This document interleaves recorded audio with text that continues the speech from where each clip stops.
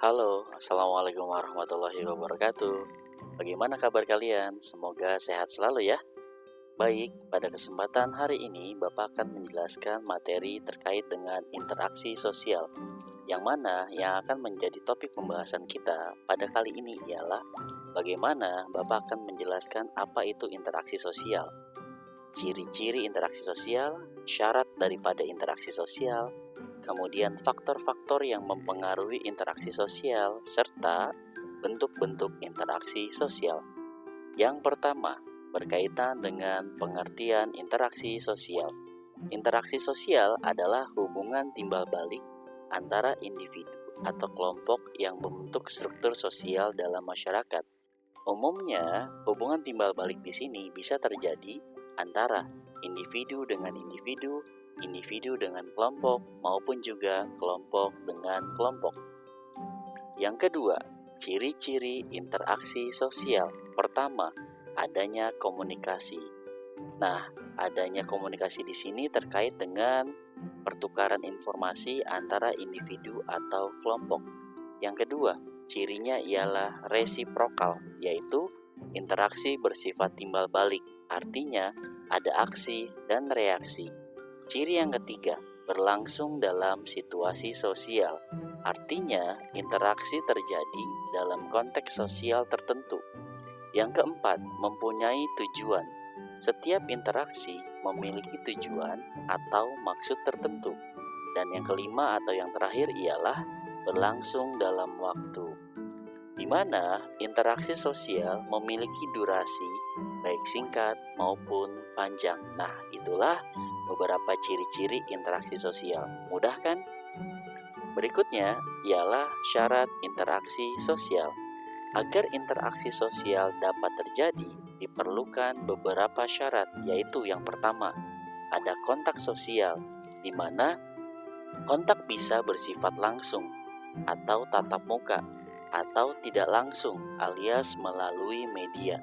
Yang kedua syaratnya ialah adanya komunikasi, di mana proses penyampaian pesan dari satu pihak ke pihak lain, baik secara verbal maupun non-verbal. Kemudian, dalam faktor yang mempengaruhi interaksi sosial, ada 6. Yang pertama, ada imitasi, yaitu berupa tindakan meniru perilaku, sikap, atau kebiasaan orang lain. Biasanya imitasi yang ditiru kaitannya dengan seperti misalnya tren gaya rambut. Nah, itu bagian daripada contoh imitasi. Faktor yang kedua ialah identifikasi. Proses individu meniru orang lain karena merasa ada kesamaan atau ingin menjadi seperti yang ditiru. Yang ketiga, sugesti. Pengaruh dari pihak lain yang diterima tanpa ada kritikan terlebih dahulu. Yang keempat, motivasi. Dorongan dari dalam diri atau luar yang mempengaruhi perilaku individu. Sedangkan yang kelima, simpati. Perasaan tertarik terhadap orang lain yang membuat seseorang ingin memahami dan membantu. Dan poin terakhir, empati. Kemampuan untuk merasakan apa yang dirasakan orang lain lebih dalam dibanding simpati. Berikutnya ialah bentuk-bentuk interaksi sosial. Yang pertama, interaksi sosial asosiatif, di mana poin yang pertama dalam interaksi sosial asosiatif ialah kerjasama, yaitu proses bekerja bersama untuk mencapai tujuan bersama. Yang kedua, ada akomodasi, proses penyesuaian diri untuk menghindari atau menyelesaikan konflik. Umumnya, akomodasi itu memiliki beragam jenis, misalnya ada mediasi, adjudikasi, arbitrasi, dan lain sebagainya. Sedangkan yang ketiga yaitu asimilasi, proses penggabungan kebudayaan yang berbeda menjadi satu kebudayaan baru. Contohnya biasanya dalam asimilasi berupa amalgamasi atau perkawinan campuran. Poin yang keempat yaitu akulturasi, proses penerimaan unsur-unsur kebudayaan asing tanpa menghilangkan unsur asli. Nah, itulah bentuk interaksi sosial yang asosiatif.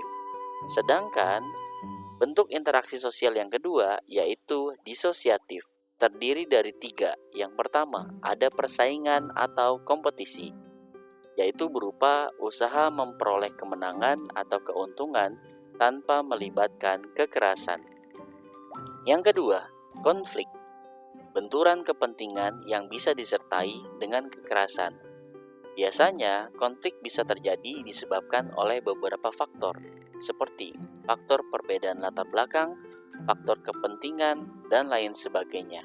Sedangkan yang terakhir ialah kontravensi, yaitu bentuk pertentangan yang lebih halus dibanding konflik.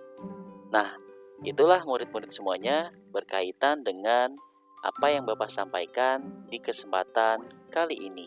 Kesimpulan yang kita bisa peroleh ialah interaksi sosial merupakan bagian penting dari kehidupan manusia yang mempengaruhi perkembangan individu dan masyarakat.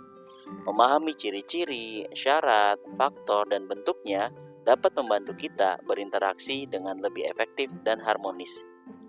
Mungkin cukup yang dapat Bapak sampaikan, semoga bermanfaat. Terima kasih. Wassalamualaikum warahmatullahi wabarakatuh.